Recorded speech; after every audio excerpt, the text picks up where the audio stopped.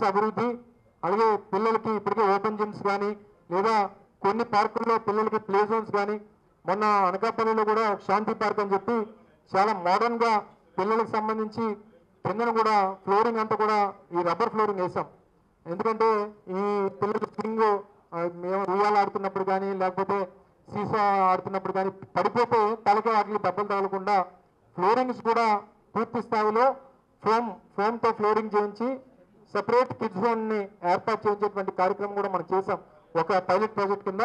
So గాజువాకలో కూడా అన్ని మేజర్ కాలనీస్లో కూడా పిల్లలకి సెపరేట్ ప్లే జోన్స్ కూడా ఏర్పాటు చేసేటువంటి బాధ్యత కూడా తీసుకుంటామని చెప్పి మీ అందరికీ మాటిస్తూ, హైదరాబాద్ మీ అందరికీ తెలిస్తే హైదరాబాద్లో ఒక పెద్ద వ్యాపారం ఏంటంటే నైట్ స్ట్రీట్ ఫుడ్ వ్యాపారం, లేదా మధ్యాహ్నం పూట ఎక్కువ మంది కార్మికులు ఉన్నటువంటి ప్రాంతం, కార్మికులకి అందుబాటులో ఉండేటువంటి విధంగా ఈ రెగ్యులర్ ఫుడ్ యాక్టివిటీ అనేటువంటిది కూడా మేము చూసాం. మీ అందరికీ తెలుసు, కుమారి అంటే కూడా మీ అందరికీ తెలిసే ఉంటుంది, ఎంత పాపులర్ అయింది పాపం, ఆవిడ వ్యాపారం చేసుకునేవాళ్ళు.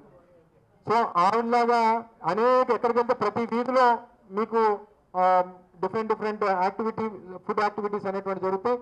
బహుశా నా ఉద్దేశంలో ఎల్ఐసి బిల్డింగ్ దగ్గర ఆ రోజు మనం ఒక నైట్ స్ట్రీట్ ఫుడ్ యాక్టివిటీ ఏదో చేసాం. దానికి నేనే చొరవ తీసుకొని ఆ రోజు పెద్దలు బొత్స సత్యనారాయణ గారు, పెద్దలు విజయసాయి రెడ్డి గారు అందరూ ఉన్నప్పుడు ఎట్టి పరిస్థితుల్లో 1 గంట వరకు అన్నా కనీసం మనం నైట్ స్ట్రీట్ ఫుడ్ పెడితే బాగుంటుంది అని చెప్పి మనం పెట్టడం. ఏదన్నా పని చేసుకునేటువంటి వారు రాత్రి 11 గంటలకు ఒకసారి వస్తారు, 12 గంటలకు ఒకసారి వస్తుంటారు. వారికి ఇబ్బంది కలగకుండా ఎక్కడన్నా ఫుడ్ దొరికేటువంటి విధంగా కనీసం ఒక లేట్ నైట్ ఇన్ సెన్స్ కనీసం 12-1 గంట వరకు అన్నా ఒక ఈట్ స్ట్రీట్ లాంటిది ఒకటి గాజువాకలో ఏర్పాటు చేయాలనేటువంటిది నా తాలూకు తప్పన. దాన్ని కూడా ఒక సరైనటువంటి ప్రాంతాన్ని ఎంపిక చేసుకొని దాన్ని కూడా ఏర్పాటు చేసేటువంటి బాధ్యత తీసుకోబోతా ఉన్నా అని చెప్పి మీ అందరికీ తెలియజేస్తా ఉన్నా.